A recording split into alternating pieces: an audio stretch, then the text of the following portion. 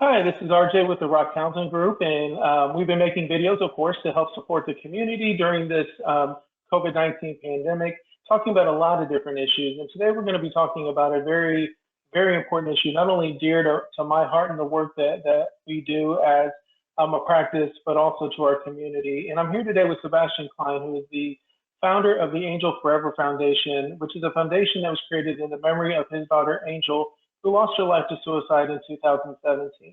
Thank you, Sebastian, for joining me in this very important conversation today. Thank you for the opportunity. Well, and even before we started, we were talking a little bit about the importance of mental health being a focus of this pandemic as well. That not only is the virus affecting our physical health, but the things we're being asked to do are affecting our mental health and access to those mental health resources. So, can you talk a little bit about how important removing the stigma of mental health is, but also having access to mental health resources during this time? Yeah, I, I think one of the reasons why I wanted to start working with, founding Angel Forever and working in mental health, specifically with suicide, is I was one of those parents who thought that I knew, maybe not everything, but I thought that I was very well versed in mental health and signs of suicide, and just because of my own personal experiences with it. And after losing Angel, it was a real eye opener. Obviously, a tragic eye opener, but it just made me realize how much I didn't know. And so learning about stigma and learning about how important mental health is in conjunction with our physical health, it was like I felt like I kind of took myself to school and just started to learn as much as I could about all of it. And I came to find very quickly that I felt like I was literally going back to school because of how much knowledge was out there that I was completely oblivious to. Whether or not I can sit here and say that that would have, saved Angel's life, maybe at that particular moment, yes, but that's a whole different conversation. One of the things that I try to do with Angel Forever is she suffered in silence. If you looked at her on a day-to-day basis, she was always happy, did well in school, had friends, just was a total joy to be around. And I came to find out after the fact that there was this whole other side to Angel that I didn't even know existed. And her keeping so much of that a secret and suffering in silence led to her suicide. So one of the things that I try to focus on is filling that void of silence and stopping the stigma of silence, because stigma has become kind of like a staple or a cliche now. And it's unfortunate because just like becoming desensitized to the word suicide and talking about it, but in the wrong way, the same thing has happened with stigma, in my opinion. You hear the word stigma, but people don't even stop to really think about what it is that stigma is. They just know it's a word, they know it means something, but it's talked about so much, it's just another one of those things that gets passed off. And the important thing is that, there's there's literally an encyclopedia of things behind stigma that you can check off. But I think one of the most important things about it is that we feel like, as a society, suicide is not something that we should talk about. And it's literally the exact opposite. We should talk about suicide in the same manner that we talk about anything else. And it should be perfectly okay and perfectly acceptable to do so. And again, in my opinion, I think that is how stigma really makes a negative impact on us as a society the most. It's just that. Well, yeah, and I know that, the stigma that even parents or adults have with starting the conversation with their kids. There's that old myth out there that, if we talk about suicide, that's going to increase the thoughts about suicide or increase the attempts about suicide. And we know that that's just not true, that, like you're saying, the engagement conversation can be a huge mitigating factor of Yeah. those who have suicidal ideation, and they want to talk about that. But for those parents who maybe struggle with their own comfort level about talking about suicide, or maybe even have their own personal experiences with suicide, how do you encourage them to engage their children in conversations, or how to initiate those conversations with them? Well, I definitely understand completely, and I can identify with those feelings because I was one of those parents. And again, I always like to clarify a lot of things just because it's so easy to take things out of context and, flip words around. So I try to just be as clear as possible when I say certain things. That being said, if I knew everything that I know now back when Angel was still alive, can I sit here and say that she would be alive today? No. But what I can do is say that there's a lot of things that I would have done differently, that chances are she would have been able to get help, and chances are she would have been able to deal with whatever situation she was in a better way. So bringing up that topic of suicide specifically, it is very uncomfortable, and it is without a doubt, just creates anxiety within the thought of having to approach your team and say, hey, are you thinking about suicide? Are you thinking about hurting yourself? But it's been proven that if you directly ask the question, you have a better chance of getting an honest answer than if you try and sugarcoat it and beat around the bush.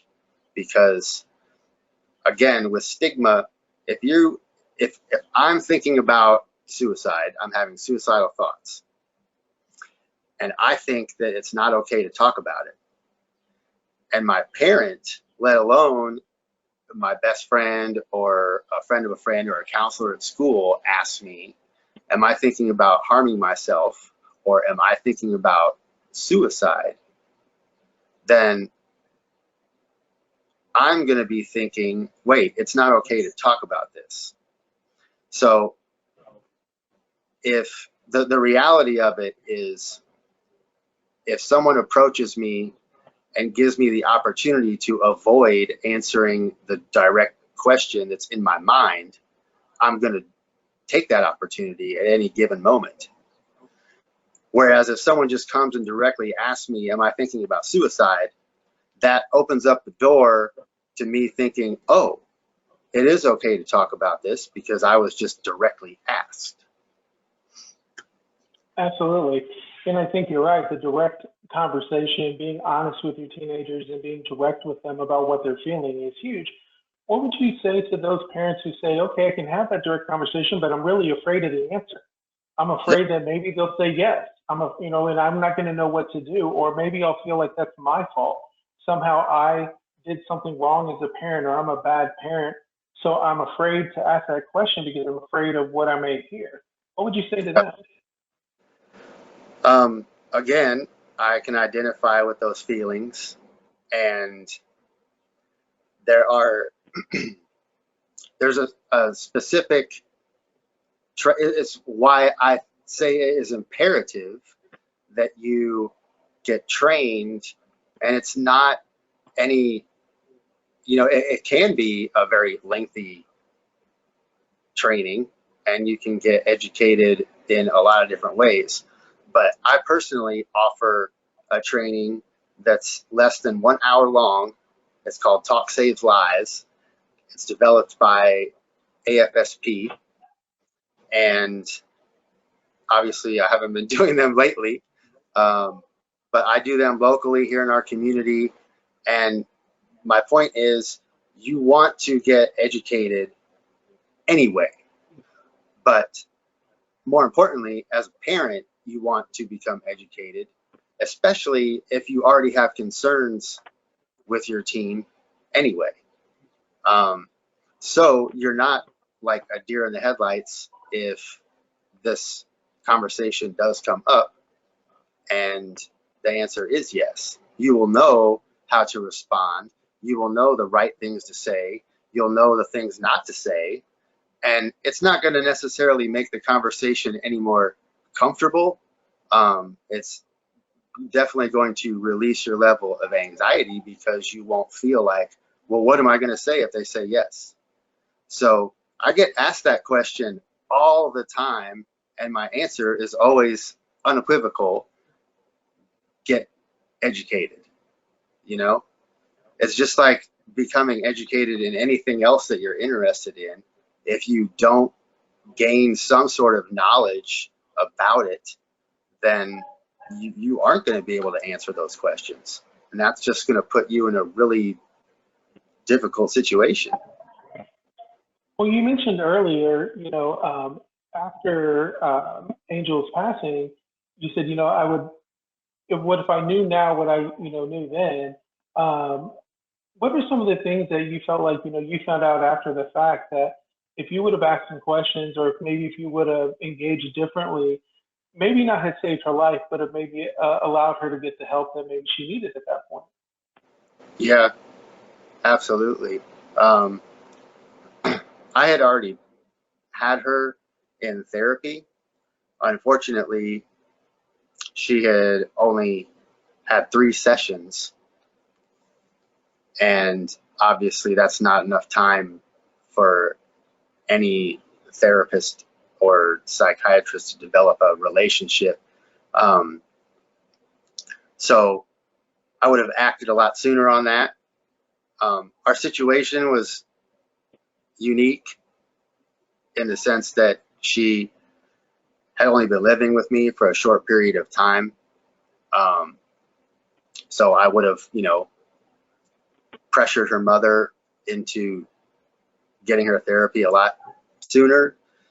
Um, but as far as one-on-one time that I had with her, again, another thing that I tell parents constantly is we've again, just because of signs of the times, we've become accustomed to our kids coming home. I'm not speaking for everyone across the board, of course, but it's kind of just become custom for kids to come home, say, hey, how's it going? How was your day? Oh, fine. And then they go upstairs and they play video games or, whatever. So that, I realize that there's definitely structure still within the home. But my point is, we have become less and less engaged with our family units, and more so with the child parent relationship. Um, and obvious reasons are social media and PlayStations and things like that. But so what I say to every parent is we have to bring that back again, especially if you're already concerned about your child. then the most important thing for you to be doing is making a connection with your, child, teenager. And with personal experience, I had a great relationship with Angel, and we talked about everything from favorite flavors of ice cream to boys to sex, all of it, which is another reason why I kind of felt like I didn't have as much to worry about. But what I would have done is I would have talked to her even more than I did. I would have asked more questions than I did. And the important thing to remember is when you engage, especially if it's a topic like mental health or self-harm or thoughts of suicide, anxiety, depression, you can't just ask one time and have them say, oh no, I'm fine, and walk away from it. You have to ask again and again and again and again. And they're going to get annoyed and they're going to get mad and they're going to, do all kinds of stuff and rebel. But I just can't emphasize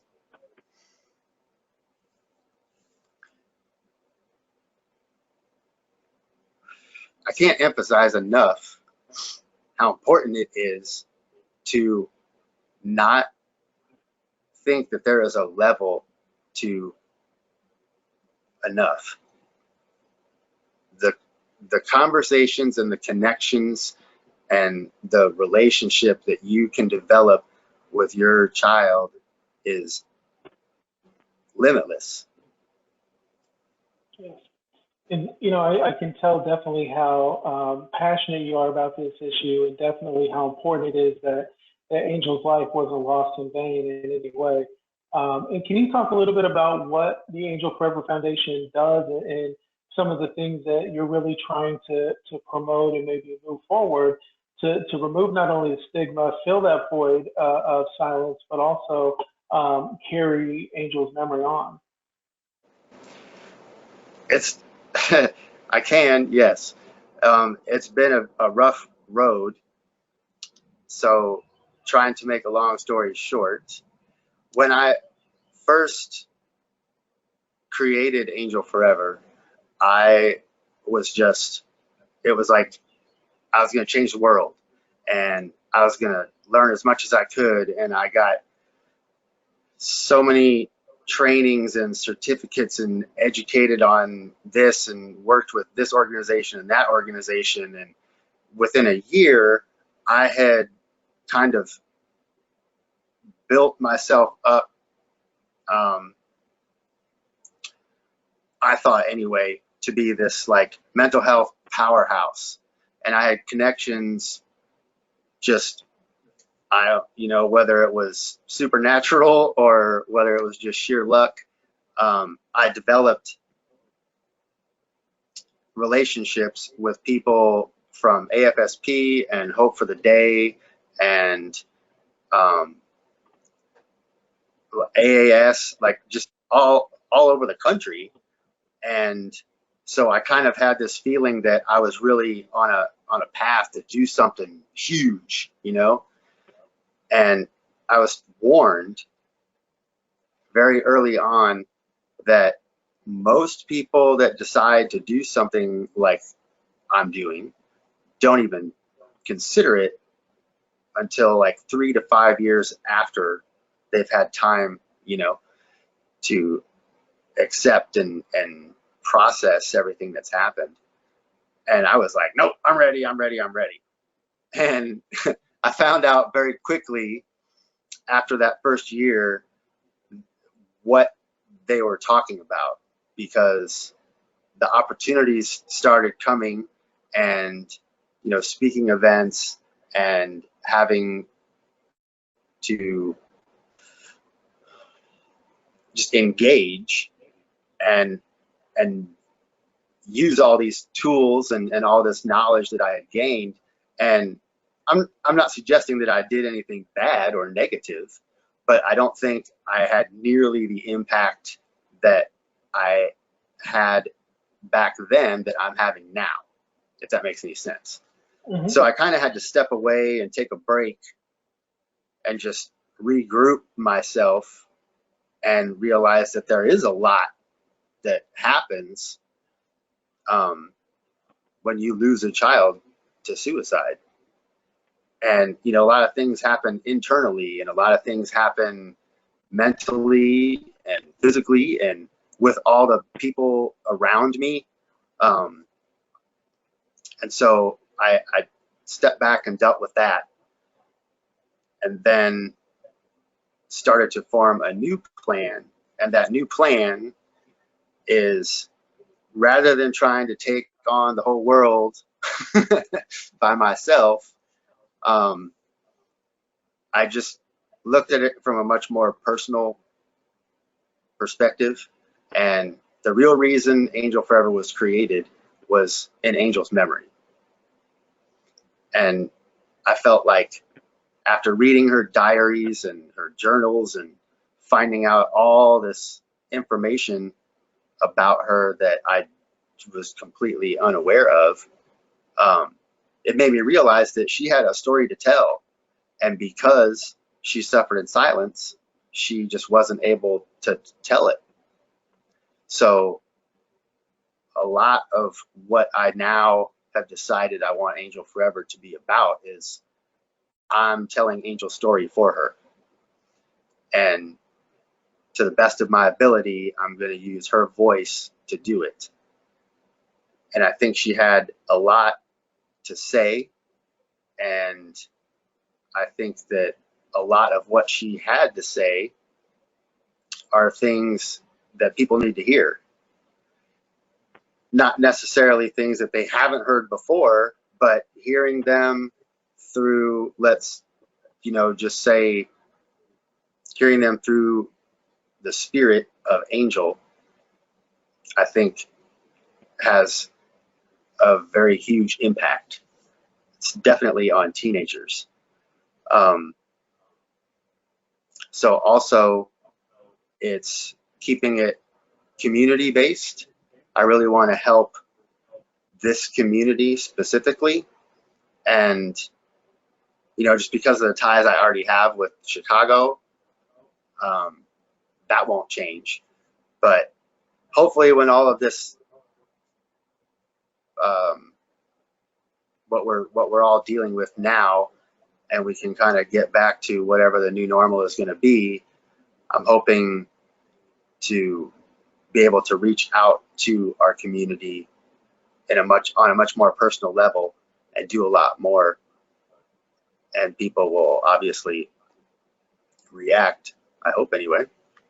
Well, I know, going to your website and learning more about Angel, and your website does a great job of telling her story in her own words many, many times. And just seeing how bright and smart and creative of a young lady she was is very inspiring. And to see you creating, a memory for her and telling her story the way that you have and will continue to do is also inspiring for not only this community, for many parents who want to engage that conversation with their kids, but may have also experienced the same loss that you have.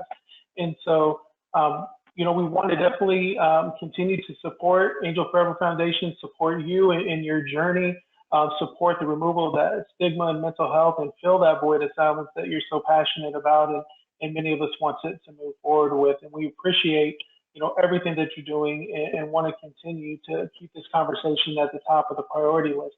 If people wanted to learn more about Angel, learn more about your foundation, but also maybe support you in any way, how can they get in contact with you? Angel Forever Foundation is pretty much the tag for all social media.